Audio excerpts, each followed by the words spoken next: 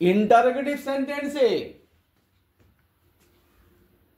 নাউনের পূর্বে এ বসবে না দি বসবে?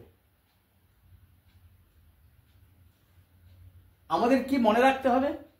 না, মনে রাখতে হবে সাধারণত ইন্টারোগেটিভ সেন্টেন্সে নাউনের পূর্বে দি বসে, এ বসে না। দেখো না একটা বাক্য, what kind of a house is it? Interrogative sentence. তাহলে আমরা কি করব? না, তাহলে আমরা দেখে নেব এ বাক্যের নাউন কোনটা। না, নাউনটা হচ্ছে হাউস।